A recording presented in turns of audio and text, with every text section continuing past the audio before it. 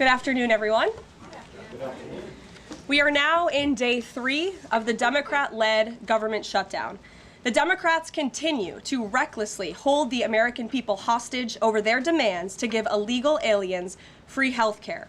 Republicans are fully unified behind passing nonpartisan clean funding bill, the exact same bill that Democrats approved back in March to reopen the federal government. But those same Senate Democrats are now voting against this clean funding bill and keeping the people's government closed. I understand Democrats will have an opportunity very shortly here to change course, and we hope that they will. There are significant personal impacts on millions of Americans as a result of this current government shutdown. The 1.3 million men and women of America's Army, Navy, Air Force, Marine Corps, Coast Guard, and Space Force who serve honorably and put their lives on the line to defend us all are not being paid. Military families are already seeking out food assistance because of financial anxiety caused by this Democrat shutdown. According to new reporting from the Military Times, staff members at the Armed Services YMCA food pantry distribution location near Fort Hood in Texas found a line of military families stretched around the side of the building yesterday at 5 in the morning. According to the staff who work there, that is, quote, not happened ever. They've already had a 34% increase this week over past weeks. President Trump and Republicans fundamentally believe we have a sacred responsibility to protect and provide for our military families with the resources they need to thrive. If Democrats believe in this very simple premise too, they should end this shutdown immediately. Unfortunately, the severe impacts of the Democrat shutdown extend beyond our troops. Nearly 7 million mothers, infants, and low-income families who rely on government-run food assistance will be in jeopardy if the WIC program runs out of money in the weeks ahead. The more than 13,000 air traffic controllers who ensure that Americans fly safely in airports across the country are currently working without pay. The National Flood Insurance Program is in danger of lapsing, which could leave families without necessary help if a disaster strikes, and we are in the middle of hurricane season. Critical services offered at Social Security field offices are reduced for senior citizens and disabled Americans. Helpful transition assistance programs are not being provided for veterans who fought to defend our country and are now trying to re-enter civilian life. The economic consequences of this shutdown are piling up every day. Policymakers, markets, and even the Federal Reserve are flying blind at a key juncture because BLS and BEA data are on hold until the government reopens. Democrats shutting down the federal government to give health care to illegal aliens could lead to lower growth and higher unemployment rates for Americans. According to a new memo from the Council of Economic Advisors, the U.S. economy could lose $15 billion of growth domestic product each week. Every single week, the Democrat shutdown extends, with a month-long shutdown leading to an additional 43,000 unemployed people. Small businesses are likely to encounter delays in receiving federal loans. Mortgage applications will likely shrink. And just this morning, Business Roundtable, an association of more than 200 CEOs of Americans' leading companies representing every sector of the U.S. economy, put out a statement urging Congress to pass the clean CR that will once again come before them in the Senate floor in just a few moments. Quote, a fully functioning government is essential for American businesses, workers, and consumers, while policymakers continue working on a full-year funding package and other pressing issues. Again, that is a quote from the Business Roundtable. What's clear is that the Democrats' actions account to an intentional sabotage of our country and our people by shutting down our government. This madness must end.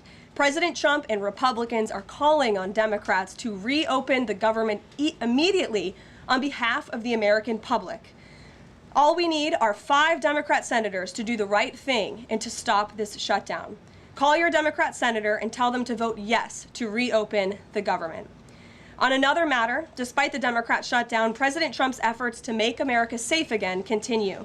President Trump believes that American cities should be the safest places on earth, and he is committed to making this a reality. We've already seen that President Trump successfully made D.C. safe again in only a few weeks. That same crime crackdown will continue to happen in cities across the country and is happening in Portland, Oregon. President Trump will end the radical left's reign of terror in Portland once and for all. The president has directed Secretary Hegseth to provide all necessary troops to protect war-ravaged Portland and any ICE facilities under siege from attack by Antifa and other left-wing domestic terrorists. What's been allowed to happen in Portland, and we saw disturbing video footage of this last night, this is not peaceful protesting, this is left-wing anarchy that has been destroying this great American city for years, leaving police officers battered, citizens terrorized, and business properties damaged. Since early June alone, Antifa terrorists have laid siege to the ICE field office in South Portland.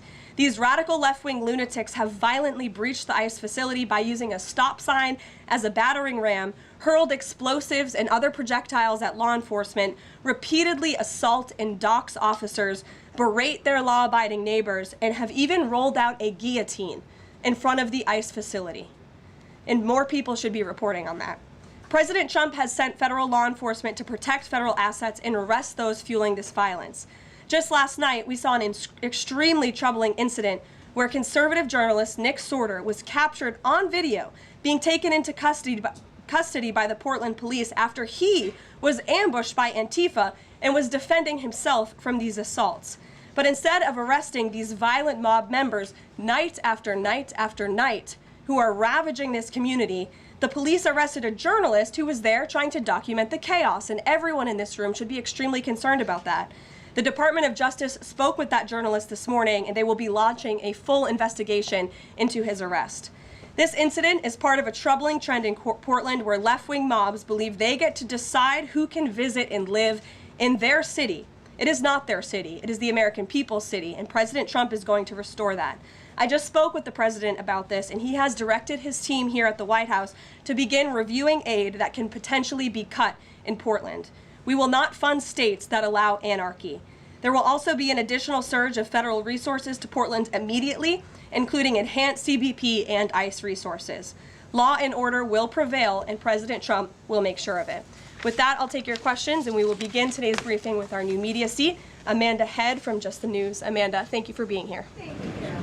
On that most recent topic that you mentioned, reportedly Portland police have not been able to engage protesters to the degree that they normally would.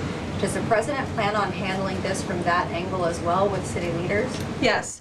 From our understanding in the law enforcement that we have here in the Homeland Security Task Force, I spoke with them this morning, and what they're seeing is that unfortunately, local police has been restricted from responding or cooperating at all with federal authorities, which is completely absurd. We have surged federal law enforcement personnel to this city to restore law and order and to work alongside local law enforcement. And we've seen the benefits of this in Washington, D.C. And all of you live here, so you can agree Washington, D.C. is and feels much safer because of the cooperation between federal and local law enforcement. They can and must be working together, and we think it's despicable that these local elected officials who swear an oath to protect their people are preventing law enforcement from doing their jobs on the ground. So that's why the president has directed his team here at the White House, and they are already on it to look into how we can cut funds. And the president wants to work with anyone. If the mayor of Portland were to call him right now and say, "Mr. President, please help us," I am sure the president would be willing to do that. He is genuinely serious about wanting to restore order in America's cities. But it's become apparent that the local and elected officials in Oregon do not feel the same. And that's very unfortunate for the people who live there. And then one more question on the government shutdown. Should there be some type of scheduled layoffs to maybe entice Democrats to come to the table, like every hour another agency, another 100 pink slips? I'm sure Russ Vought has a list of folks ready to go. Well, look, the Office of Management and Budget, as we've said repeatedly, is working with the agencies and our cabinet secretaries to identify where cuts unfortunately can and have to be made. And again, we understand there's another vote happening on the Senate floor in an hour. Maybe if Democrats do the right thing, this government shutdown can be over. Our troops can get paid again. We can go back to doing the business of the American people. But if this shutdown continues, as we've said, layoffs are an unfortunate consequence of that. And Russ Vought has been in contact with our cabinet secretaries at their respective agencies to discuss that. Thank you, Amanda. Kelly. How would this administration define what makes a Democrat agency, which agencies, and what constitutes being a Democrat agency? I think this administration has been very clear, Kelly, that we're not going to tolerate waste, fraud, and abuse in our government. And we've also been very clear to point out when agencies or when programs do not align with this administration's values of putting our country first. You've seen that with USAID and in various other cases where there's been cuts made or funding has been slashed. And so, again, unfortunately, we're having to do a massive review of the bureaucracy to be good stewards of the American taxpayer dollar. And it's the Democrats who have forced the White House and the president into this position by voting to shut the government down. You've talked about thousands likely layoffs coming. Do you have an update on the timeline for that? How quickly, and if the government is restored to funding and back in operation, will that list of potential layoffs still be on the table? Look, as I just stated, the Office of Management and Budget is in constant communication and contact right now with our cabinet secretaries and agencies across the board to identify, unfortunately, where layoffs have to be made and where cuts have to happen. But again, the Democrats have an opportunity to prevent this if they vote to reopen the government. That is all this administration and the president is asking for. Vote for a clean, continuing resolution to keep the government open. Peter. Thank you, Caroline. During the campaign... Thank you, Peter. I was raised to say thank you in the White House briefing room. During the campaign, President Trump said that he did not know anything about Project 2025. Now he knows about it. Is that the blueprint for shrinking the government? Look, the blueprint is what the president and his team and his cabinet secretaries ultimately decide. And the president trusts his cabinet secretaries to identify where there is waste, fraud, and abuse. We pointed out this morning, or Russ Vogt tweeted about this morning, a Chicago rail project that was canceled. We paused $2.1 billion in Chicago infrastructure projects, specifically the Red Line extension and the red and purple modernization projects. And it's because the administration is concerned that the Biden administration was handing out taxpayer dollars to pay for this construction based on DEI. DOT is reviewing the race-based contracting on unconstitutional grounds, and in the meantime, the Department of Transportation funds for these projects are on hold. So I guess this answers both of your questions. This would be an example of that. And just because there's so much shutdown talk, something different. What do you guys think about the NFL's decision to name Bad Bunny as the Super Bowl halftime performer, somebody who has not scheduled shows in the U.S. because he says that he's worried that ICE is going to come and arrest his fans? Well, look, I know there are many in this room who are very anxious to hear the president's response to Bad Bunny being the halftime show, so I won't get ahead of him. I won't reveal what he feels about this. Next time you all ask him a question, you're welcome to do that. I have my own feelings on that, but that's not what I'm up here to talk about. As far as ICE being at the Super Bowl, as far as I'm aware, there's no tangible plan for that in store right now. However, of course, this administration is always going to arrest and deport illegal immigrants when we find them. If they are criminals, we're going to do the right thing by our country. Kate. Did the president and Russ Vogt decide yesterday in their meeting which cuts they wanted to make to agencies and which ones would be permanent? Again, I've kind of answered this question a few different times now. It's been asked in a few different ways. Their discussions continue between the Office of Management and Budget and cabinet agencies across the board, and they are actively identifying where these cuts and these layoffs have to be made as this government shutdown hopefully does not continue. And on Hamas, the president said that if Hamas rejects the proposal that Netanyahu would have his full backing to finish the job. A UN report found that Israel was committing genocide in Gaza. Does the president have concerns about the civilians being killed, the worsening humanitarian crisis, and are there limits to what the White House would support when it comes to Israel's actions in Gaza? Look, the president has deep concerns about all of the atrocities that have taken place in the Middle East over the past few years.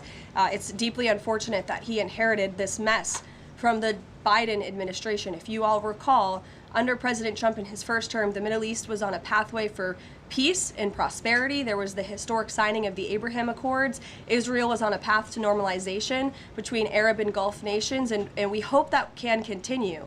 But right now, the president has made it very clear to Hamas that this is an acceptable and detailed proposal that they must accept, or the consequences are going to be very grave for them. And he has given them a deadline of Sunday evening at 6 p.m. When I was out here on Wednesday, I told all of you, I'll leave it to the president to make that red line, and he now has. I think the entire world should hear the president of the United States loud and clear. And Hamas has an opportunity to accept this plan and to move forward in a peaceful and prosperous manner in the region. And if they don't, the consequences, unfortunately, are going to be very tragic. Michael. Thank you, Caroline. Has the president declared war on international drug cartels? And if so, or if he will, does he feel he needs congressional approval? As the White House has said many times, the president has directed these actions, these strikes against Venezuelan drug cartels and these boats, consistent with his responsibility to protect the United States interests abroad and in furtherance of the U.S. national security and foreign policy interests. This is pursuant to his constitutional authority as commander-in-chief and the chief executive to conduct foreign relations. In each of these cases, Michael, the vessels have been assessed by the U.S. intelligence community to be affiliated with designated terrorist organizations engaged at the time in trafficking illicit drugs to our country. The president has been very clear, dating back to the campaign trail, that he is always going to do what's in the best interest of the American homeland. And he also promised the American people he was going to end the drug epidemic that has taken far too many American lives. And you're seeing those actions play out almost every single day here. One last question on the shutdown, Caroline. Hakeem Jeffries has said that President Trump is in the Presidential Witness Protection Program since the shutdown has begun. What's the White House's reaction to that? That's just more ridiculous fodder from Hakeem Jeffries. As you all know, because you're here every day, the president is literally working around the clock right now. I think he has a swearing-in ceremony, or he already did. He has several meetings on the books today. He literally works 24/7. Anyone who works in this place or covers this place, as you all do, knows that to be true. And Hakeem Jeffries and the Senate Democrats should get back to work in a few minutes and vote to reopen the government. Emily. Thank you, Caroline. You spoke earlier about the energy and infrastructure projects that Director Vogt paused. Will the White House agree to restore that funding as part of a deal to end the shutdown? Well, I won't make any agreements here. Senate Republicans are talking with their colleagues on the Democrat side, but right now, Russ Vought is doing what he's been tasked to do in the midst of this government shutdown, which is to look at funds that need to be temporarily halted or need to be canceled. And Chicago is just another example of that. Caroline. Go to Libby in the back. Thank you, Caroline. I have two questions for you. One on the FDA, but first on the shutdown. Sure. Will the administration, if this government shutdown ends, still move forward with firing thousands of federal workers? Look, as I've said repeatedly, Libby, right now we want the government to be open. Layoffs are an unfortunate consequence of a government shutdown, and it's something the administration is examining. If the government is reopened, we're going to get back to doing what we were doing last week and the week before, working on the issues that the American people care about. And then on the FDA, they just approved that new abortion pill, and it's causing a lot of uproar among Republicans. What is the president's response to that, and does the administration plan to have that FDA approval? Well, the Secretary of Health and Human Services, Bobby Kennedy, has put out several statements on this. The HHS's decision, it's not an endorsement of this drug by any means. They are just simply following the law. And as they put out in their statement, by law, the Secretary of Health and Human Services must approve a generic drug application if the application demonstrates the generic drug is the, quote, same as the brand name drug. Generic applicants are not required to submit independent evidence proving safety and effectiveness. As such, FDA's decision to approve a second generic version does not address the merits of the current safety program. HHS is reviewing adverse effects to ensure that FDA's required safety program for the drug is sufficient to protect women. This safety review equally applies to generic versions of this drug. So FDA and HHS are following the law. It's, again, not an endorsement of the drug itself. Mary. Thanks, Caroline. Two questions on the shutdown. You've argued that these impending layoffs are necessary to keep essential services up and running, but that has never been the case in any previous shutdown. Even when the government was shut down for 35 days in Trump's first term, you've never had to lay off thousands of workers to keep essential services up and running.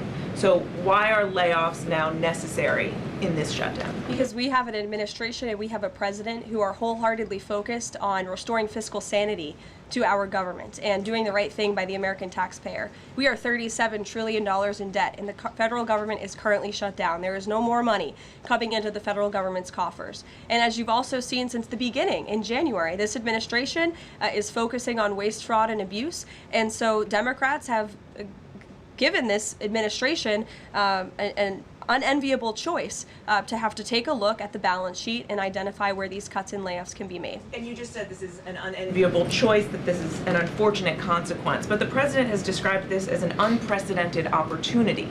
to lay off additional workers. He's posted a video likening Rust vote to the Grim Reaper. So which is this? Is this an opportunity to fire more workers or an unfortunate consequence? Look, the president likes to have a little fun every now and then, and I think both things can be true at the same time. The Democrats have given the administration this opportunity, and we don't like laying people off. Nobody takes joy in that around here, and if you think that, then I think that's very sad. You view the White House and our staff as wanting to put people out of work. Nobody wants to do that, but sometimes in government you have to make tough decisions. Carrie. Going back to Portland, as far as the city council there is concerned, they appear to be very sympathetic towards the protesters over at the ICE facility. Is the White House considering invoking the Insurrection Act over in Portland? Is that something they are considering also? As far as the Portland City Council is concerned, are they looking at the members there who are appear to be helping out the protesters as far as suggesting to get burner phones, et cetera, et cetera? That's not something I've heard that's under consideration or discussion at this time. Caroline. Caroline. Who's ever yelling in the back? Go ahead. Me. Sure. Thank you. Bianca Gracia here, and I have a question. This week, the Democrats have chosen illegals over hard-working Hispanic Americans during Hispanic Heritage Month, causing the White House to cancel the celebration with the president. Is the president open to letting the Hispanics, who overwhelmingly voted for him, have their own fiesta in the White House lawn opposed to the fancy, we don't need fancy schmancy, right? You can give us the backyard and we'll fill it all in and have in our own fiesta. Is the president open to that? I had no idea she was going to ask that question. I just want to preface that. I've never met you. I just want to say that, but welcome to the briefing room. I love your energy. I can't personally unilaterally promise the South Lawn grounds. We have some construction going on out there, but I know that everyone here views it as very unfortunate we had to cancel or hopefully just reschedule the Hispanic American Heritage Month event, and it's because we are working around the clock during this government shutdown. When the Democrats vote to reopen the government, that event will be back in the planning stages. You're welcome. Brian, go ahead. Very much. Welcome to the briefing room, by the way. I was with the Secretary of War and the Attorney General in Memphis just the other day as we were going to a command center. And I noticed a billboard along the highway that said, "Memphis welcomes the National Guard." Now, what is your message today to Democrat mayors watching us right now that suffer from TDS and they cannot get Trump out of the way to saving their city, Portland being one of them? They should do the right thing by their citizens, Brian. They should call the president, they should call the White House and say, we want to work with you. And in Memphis, we are seeing some cooperation. As you saw from that billboard, the people of Memphis are loving this, and they are very grateful for the federal government's efforts. And federal law enforcement is there. We're working alongside local law enforcement. We'd like to see it ramped up a little bit because we want to make progress, and we want to arrest as many bad criminals as we can. Since Monday, I do have some updated statistics from the Homeland Security Council this morning. Since Monday, 153 arrests have been made in Memphis, including 5 gang members. 48 illegal guns have been seized, and 5 missing children have already been recovered. Last night, 60 arrests were made and 21 illegal firearms were seized. Arrests from last night include a suspect wanted for rape of a child under 13, first-degree murder, breaking and entering, aggravated assault, illegal drug possession, and many more. So we continue to see good results coming in through Memphis, and the president is very excited about making Memphis safe again. In the blue. Thank you. At the top of the briefing, you made a statement about that the Democrats are interested in giving health care to illegal immigrants. Yes, they are. U.S. law already prohibits that. It's a 1996 law saying that they cannot give unauthorized immigrants any federally subsidized health care coverage through Medicaid, the Affordable Care Act, or the Children's Health Insurance Program. There seems to be a disconnect in the messaging. Are you denying that Medicaid money has never gone to illegal aliens in the United States of America? I'm asking you if you can explain the disconnect in the message. I most certainly can. The Democrats' proposal, their continuing resolution, let me just reiterate, the Republicans' continuing resolution was a clean continuing resolution. There was no partisan politics injected into it. There were no conservative wish lists injected to it. What the Republicans want, and still want to this very second, is a clean continuing resolution to fund the United States government. What did the Democrats want in their continuing resolution? They inserted a provision to undo a provision in the Working Families Tax Cut, the One Big Beautiful Bill, that ended taxpayer-funded health care illegal benefits for illegal aliens. Democrats' proposal would require Medicaid to pay more for emergency care provided to illegal aliens than Medicaid does for American patients who are disabled, elderly, or children. And this bill would have also allowed California to continue a gimmick that funds its Medicaid for illegals program. Those are things that we ended, the Trump administration ended, with the passage and the signage of the One Big Beautiful Bill. And it is an undisputed fact, a fact that under the Biden administration, illegal aliens were absolutely receiving taxpayer-funded health care benefits. In fact, in fiscal year 2024, Medicaid costs for emergency services for illegal immigrants skyrocketed by 142% from the previous year to $9.1 billion. That's $9.1 billion taxpayer dollars that were going to emergency services for illegals. Between President Trump's last full fiscal year under his first administration and Joe Biden's last full fiscal year, Medicaid spending on emergency services for illegal immigrants nearly tripled. There was an increase of 196% between 2020 and 2024. And I have a chart here for you, and I'm more than happy to email it to you. I'd also like to add, because some were asking dishonest questions yesterday about emergency rooms. In Southern California, according to healthcare professionals in 2023, under the Biden administration, Southern California's, quote, entire healthcare system was being bombarded with illegal immigrants and forcing American patients to endure longer wait times. In Denver, Colorado, the CEO of Denver Health stated that 8,000 illegal immigrants made 20,000 visits to the city's health system in 2023. Leaving an uncompensated bill totaling over $10 million. So when a legal alien goes to the emergency room, who's paying for it? The American taxpayer. The main safety net hospital in Denver had to turn away patients due to the massive influx of illegal immigrants into the community. And UC Health Hospitals in 2024 reported their system was under stress from an increasing number of migrants. As a result, according to the head of emergency departments and urgent cares across the hospital system, quote, access is impeded for everyone. These are healthcare professionals who dealt with this directly, and there's a lot more where that came from. It is an undisputed fact that Democrats want to give taxpayer-funded healthcare benefits to illegal immigrants, period. Ed. Yeah, thank you, Karoline. Is the president talking directly to Democratic senators to try and get their vote for a clean CR? The Senate Republicans are speaking directly with moderate Democrats. I understand those conversations have become very serious, and we hope positive in the right direction so that Democrats will do the right thing. I don't know if you saw overnight a refinery in California went up in flames. Is the president going to help the governor should gas prices spike, or could he help the governor? Look, I know the administration and the White House are aware of that situation that took place. I don't have any announcements for you, Ed, on that. Has the president seen the first draft of the commemorative coin that the Treasury is doing for the 250th anniversary? It has his face on it. Oh, I'm not sure if he's seen it, but I'm sure he'll love it. Kara. Thank you, Caroline. It's now being reported that former President Biden's DHS and TSA placed peaceful January 6 protesters and even Americans who refused to wear masks during COVID onto watch lists usually reserved for terrorists. Most of these people were not charged with crimes. Does the White House have a comment on the prior administration violating the free speech and due process of these Americans? And where is the outrage from the left that claims to stand for due process and free speech? And after that, I have another question about protecting journalists from Antifa. Sure. Well, Kara, to your first point, please send me that report. That's certainly very concerning. I haven't seen it myself, but if indeed that was happening, it's something I'm sure the Department of Justice and the FBI would deem worthy of looking into. Well, and journalists, as you mentioned earlier, are being increasingly attacked by leftist protesters. I was actually assaulted outside of President Trump's United Nations speech, and I think the White House is aware that a Portland journalist was almost blinded by an Antifa protester. This has been a problem that's gone on for years, and police often say that their hands are tied.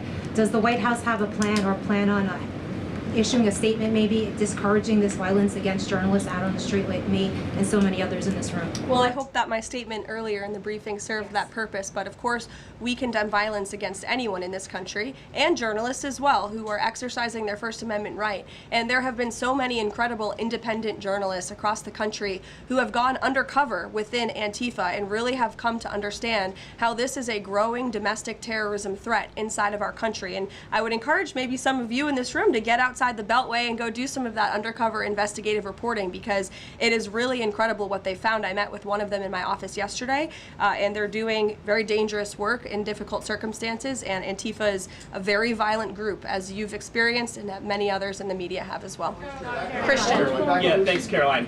Following up on Libby, sort of on the other side of the abortion debate, has the president abandoned his campaign pledge to mandate insurance coverage for IVF services? No. Was there any update on that? We flew by that May EO deadline for the White House to produce a plan. I literally just read a statement from the Health and Human Services on you, for Libby at least, as far as IVF goes. I'll check in with our policy team and we'll get you some updates. And then on Russia, how concerned is the White House that the Russian Navy seems to be escalating its provocation of NATO allies? I'm talking, of course, to the several close calls they've had with the Danish military during the EU leaders meeting in Copenhagen. It's something the administration takes very seriously, and we are constantly monitoring it. The National Security Council here at the White House is in constant correspondence with our NATO allies, and the president speaks to many of them as well. Yes. We've seen a spate of gun violence in this country, both mass shootings. We've seen this Michigan church that was attacked, children being shot in pews in Minnesota. We've also seen politically motivated assassinations of Minnesota lawmakers, Charlie Kirk. Has any of this made the president or the White House rethink gun safety prevention in this country? Either red flag laws, I know that that was a conversation in the first Trump administration, or is there anything on the table right now on gun violence? Of course, this is an extremely pressing issue for the administration in our entire country. It's deeply alarming to everyone here, the violence that we've seen taking place all over the country, the assassinations that have unfortunately, tragically taken place throughout the last several months. There are many discussions about how to prevent such violence and how we can ensure that law enforcement has the resources they can on the ground to not only respond, but again, to prevent such tragedies from taking place. If there are red flags with an individual in a community, that they are treated as an emergency, a public safety emergency, not just, turn a blind eye to. There's many other things we can do, but the administration and the president has always also made it clear he's always going to protect the constitutional right, the Second Amendment constitutional right of Americans to own guns. Would you advocate for Congress to pass a federal red flag law? Right now, they just incentivize states financially to have red flag laws, but I know Lindsey Graham has worked on this as a Republican. There are some Republicans that do support this kind of gun safety legislation. I don't want to get ahead of the president on any congressional action or any suggestion to Congress on that matter. Andrew. Thank you, Caroline. Two things. First, to follow up on something you said earlier about hospitals treating undocumented or illegal aliens. Is it the administration's position that hospitals should not have to treat people who come into the emergency department who are not here legally? No, that's not our position. Our position is that it's completely unacceptable that the Biden administration paroled and encouraged an invasion of tens of millions of illegal aliens into our country and then promised them free health care.